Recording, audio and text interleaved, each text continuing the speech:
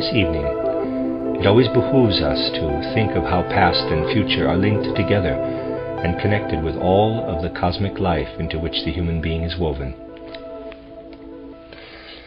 We think of how past and future are intertwined in every part of our lives because of all our own individual being was able to do and to think during the bygone year, and what it may intend in the year ahead.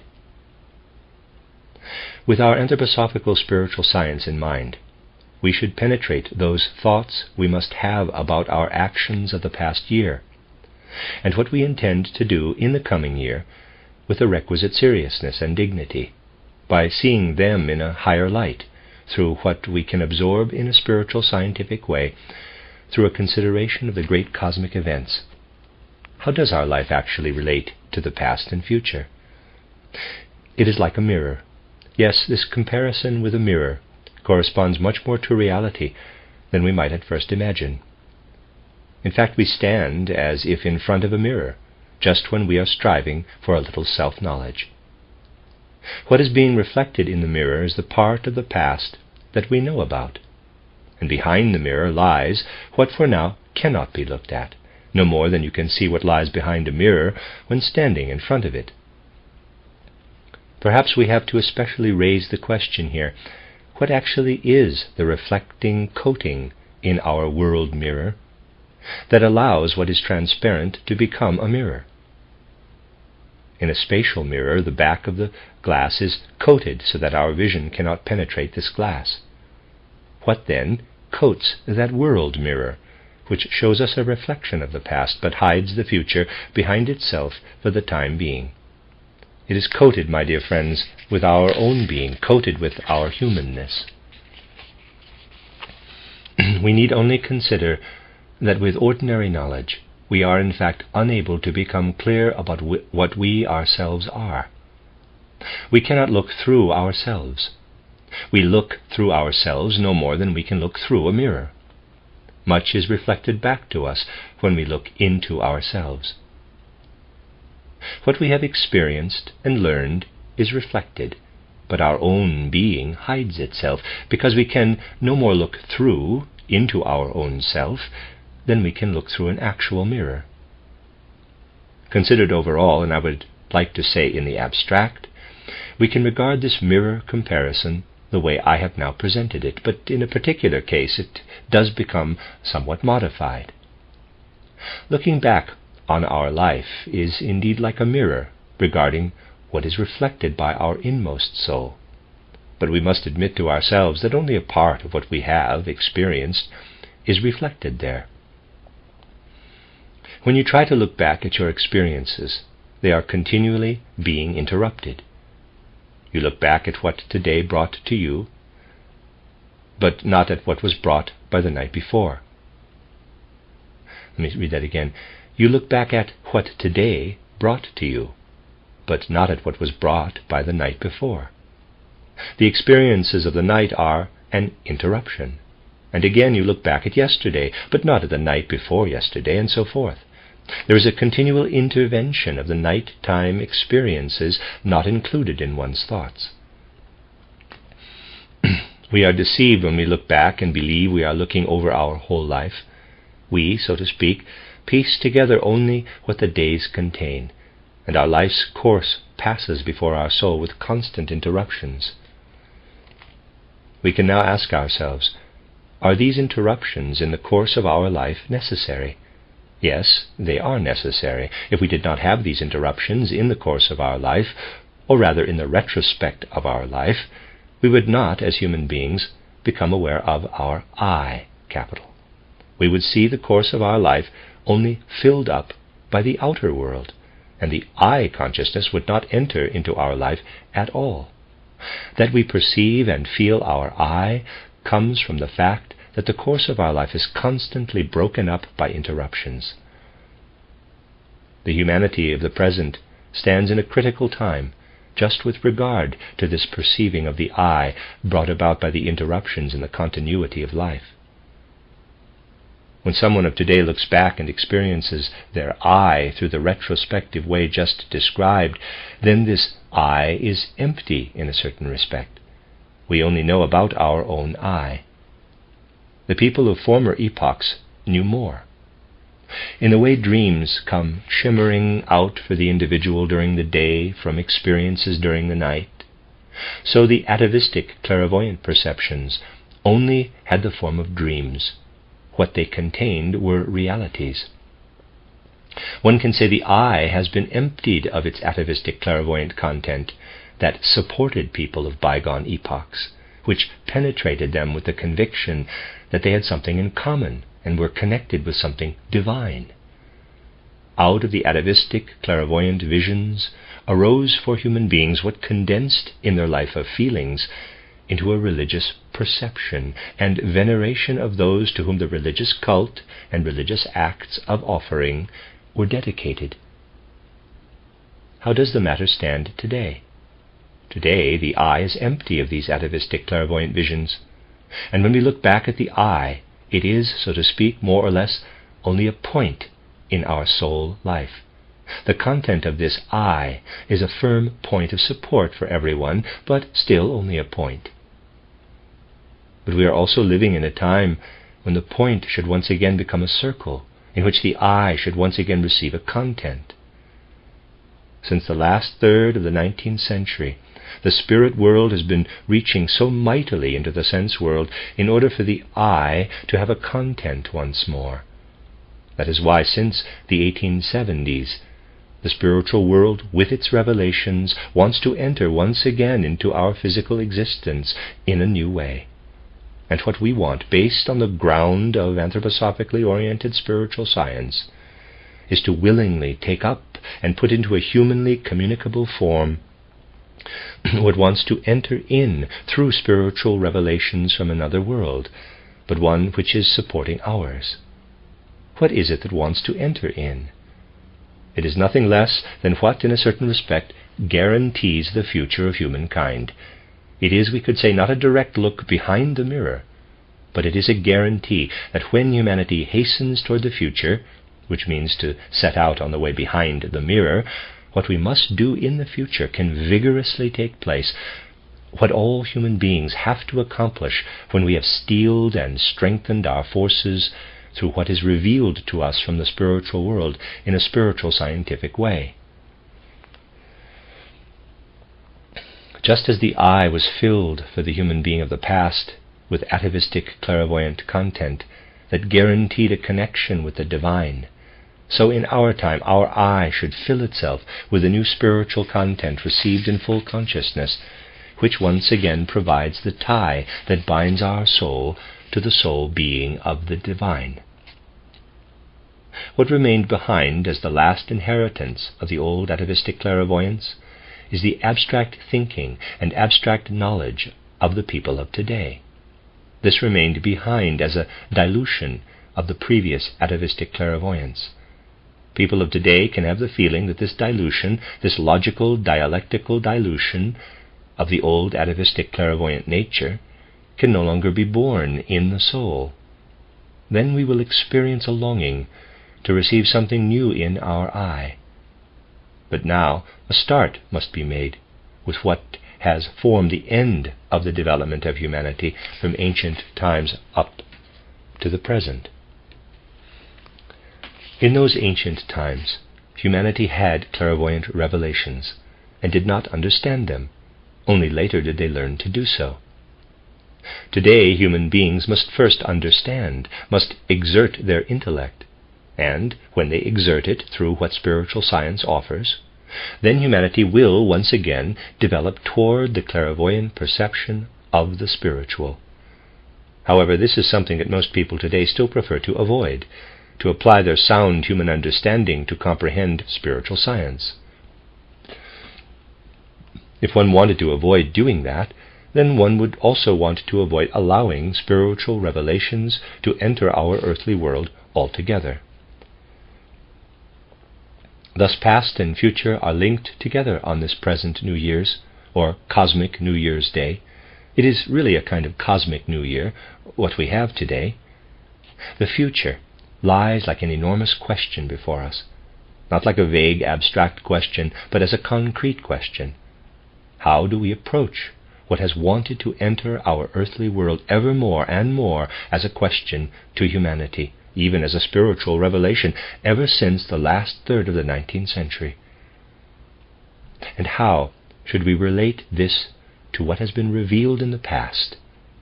This would have to be perceived in a living way, and then one would feel what significance it has to give way to one's longing for an anthroposophically oriented spiritual science. Then one would feel the seriousness and dignity of spiritual scientific striving. Just at the present time it would be necessary to have this feeling, because we don't really appeal to something arbitrary in the human being, rather to what wants to reveal itself as knowledge of the world, out of the development of the world itself. We appeal to what the gods want with humanity, so to speak. But the fact is that when one turns to the Spirit on the one hand, then on the other, those people who want only to worship what was in the past are drawn toward the spirit of contradiction or opposition. And the more we attempt to take hold of the spirit of what is to be the future of humanity, the more will the people looking to the past be obsessed by the spirit of opposition. In humanity today, it is noticeable how religious feeling is trying to imbue new life into itself. It consists mostly of fumbling attempts. Spiritual scientific attempts should not be fumbling ones. Through them, the real concrete spirit world should be taken hold of. But I would like to say, people stand before us as if they had a notion of that, and they say, the mere religious tradition is not enough for us. We want to have an inner religious experience.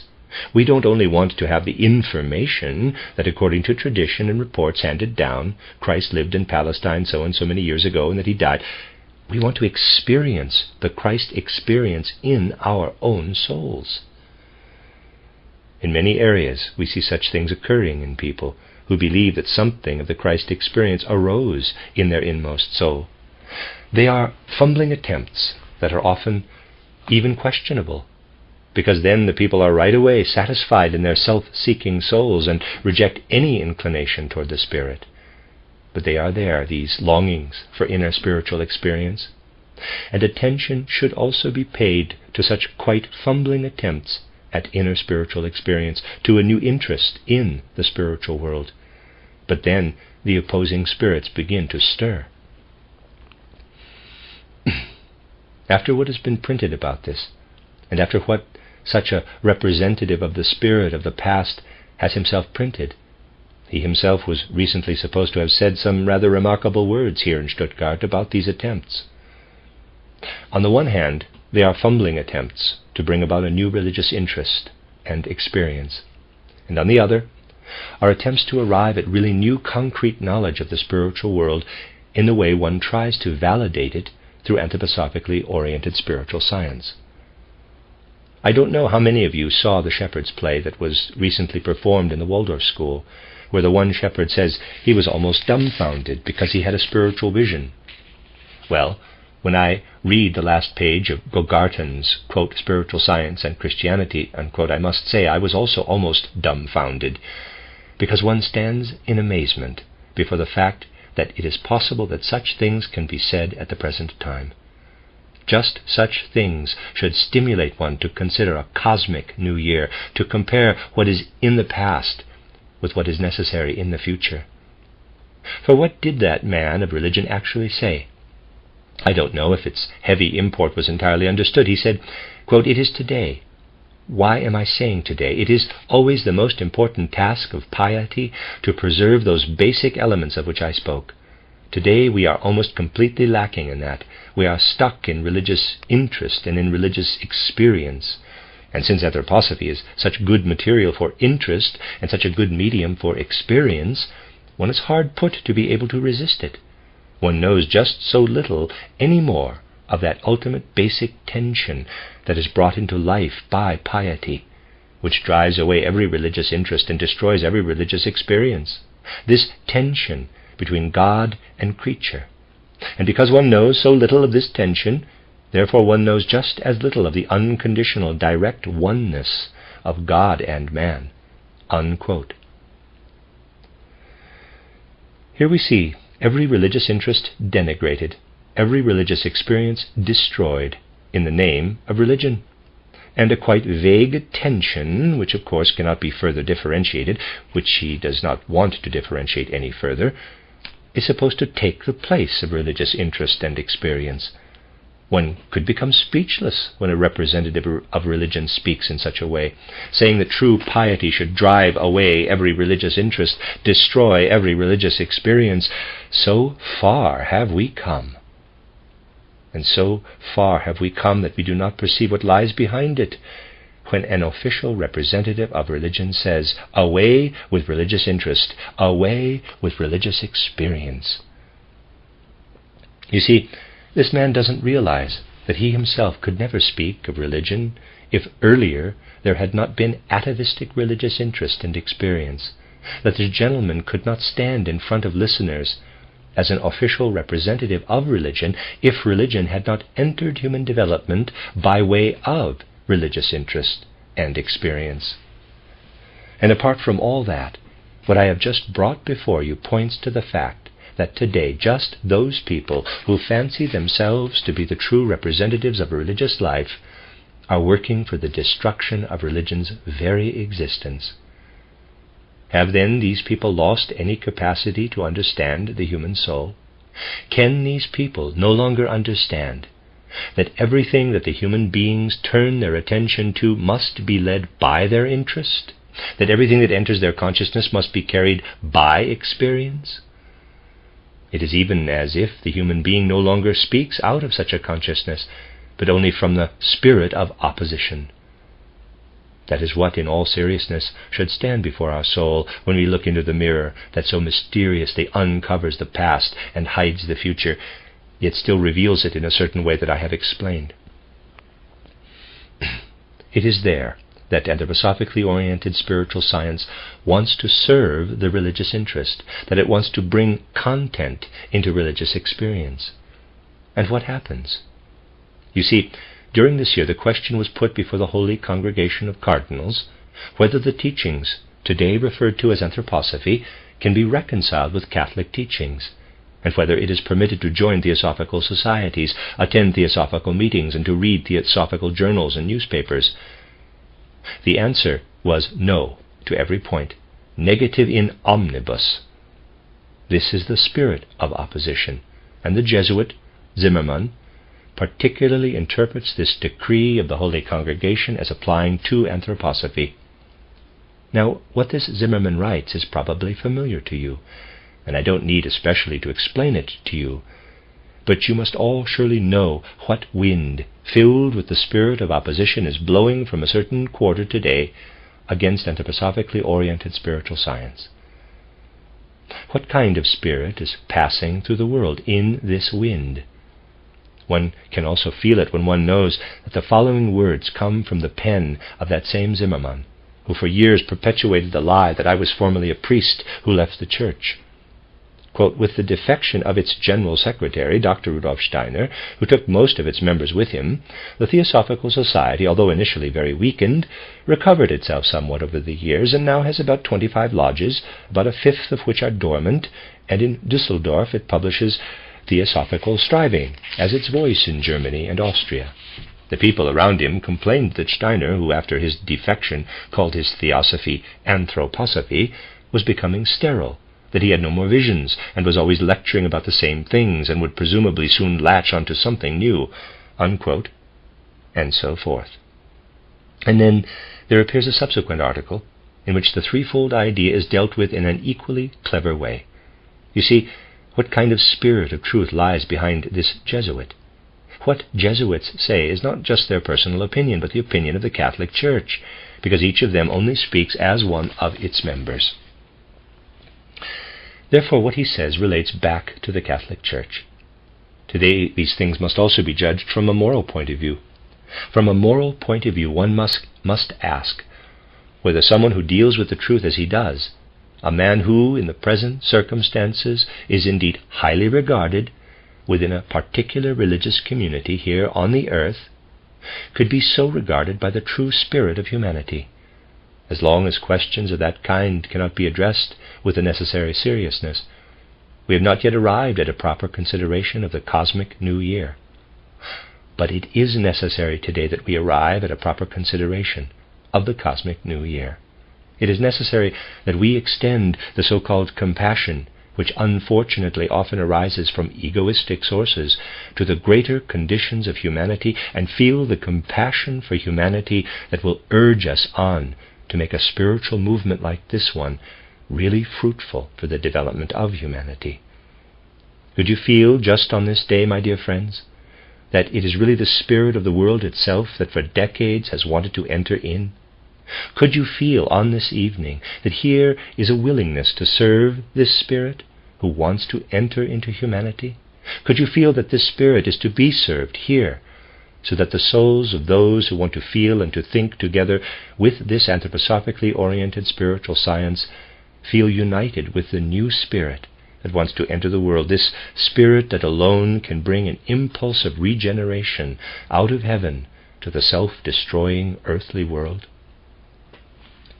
In this hour, which in every year is symbolic, because in a way it calls upon us to experience it as the hour separating the past and the future, may you unite your souls with the new spirit, and experience in your souls that here the touching of the past year with the year to come is the touching of the world year that is ending its course with the world year that is about to spring forth.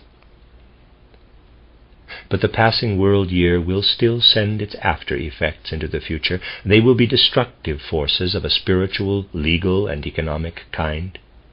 And it will be all the more necessary that as many people as possible will be taken up in the depths of their soul by the new year of a spiritual future, and will develop a will that can be the basis of building a new spiritual world into the future development of humanity. Those who want to kill off religious interest, who want to do away with religious experience, will not care for the future of humanity. Only those who see how through our intellectual age the old religious interest has died away, the old religious life has been lamed, will see how a new religious experience must sprout up in humanity, so that human beings can bear the seeds of a future existence into the cosmos.